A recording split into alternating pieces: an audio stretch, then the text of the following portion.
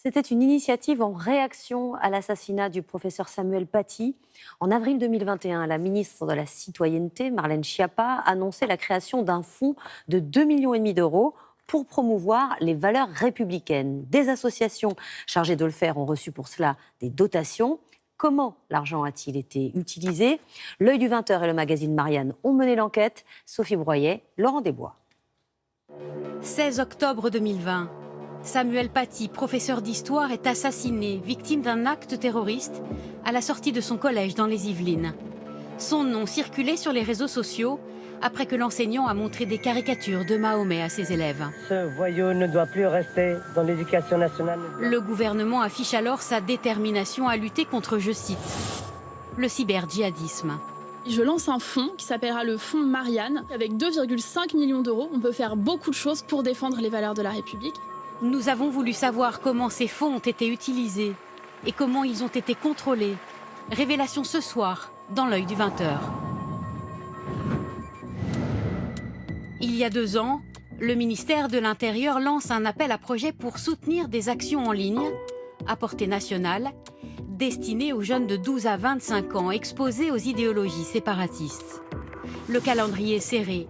En quelques semaines, 17 dossiers ont été retenus pour un montant global de 2 17 600 euros. Après 4 mois d'enquête, nous nous sommes procuré la liste des 17 structures qui ont reçu des subventions. Associations sportives, productions audiovisuelles, éditeurs de bandes dessinées. Des contenus sont mis en ligne. Au total, quelques dizaines de milliers d'euros de subventions pour certaines, plusieurs centaines de milliers d'euros pour d'autres.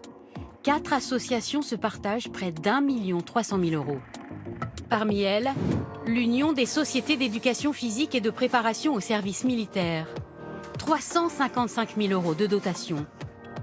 Avec pour objectif, selon la convention d'attribution, déployer un contenu multimédia et un message positif de réenchantement des valeurs de la République. Une association présidée à l'époque par Cyril Karounagaran, au sein de laquelle on trouve également Mohamed Sifaoui, un expert reconnu des questions de radicalisation.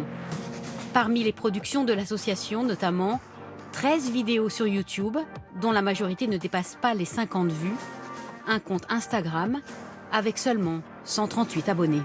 Contacté, Mohamed Sifaoui nous assure que les fonds ont bel et bien rémunéré des collaborateurs. L'argent qui a été capté par l'association est un argent qui a servi principalement au salaire des geeks qui ont produit du contenu et du contre-discours à travers des comptes visibles et d'autres du trolling. Ça a duré à peu près 5 ou 6 mois. Et les salariés étaient combien en CDD? En CDD et en pige, je crois une dizaine. Pourtant, depuis, nous avons pu consulter les relevés bancaires de l'association. Ils révèlent que ce ne sont pas 10 salariés qui ont été rémunérés, mais seulement 2. De plus, ces relevés bancaires montrent que celle-ci aurait versé 120 000 euros aux 2 responsables de la structure, ce qui est contraire au statut de l'association. Les membres de l'Union ne peuvent recevoir aucune rétribution à raison des fonctions qui leur sont confiées. Contactés sur cette question précise, les intéressés ne nous ont pas répondu. L'ancien président de l'association affirme que les dépenses afférentes au fonds Marianne ont rigoureusement été suivies. Ce dossier de subvention a fait des vagues au sein même de l'association. Un avocat a été saisi par les autres membres du bureau qui affirment n'avoir jamais été informés de cet argent public attribué, ni de ses modalités d'utilisation.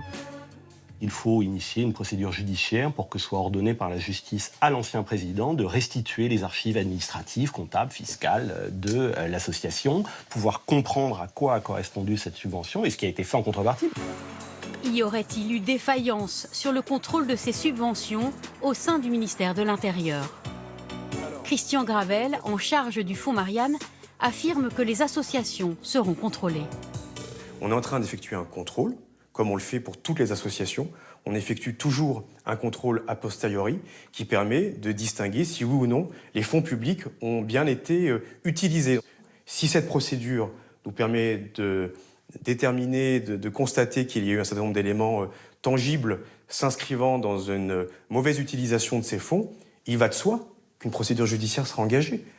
Le secrétariat d'État chargé de la citoyenneté nous informe avoir saisi ce jour l'inspection générale de l'administration d'une mission sur l'attribution de la subvention, son usage et le contrôle qui en a été assuré. Les conclusions sont attendues pour fin mai, au plus tard.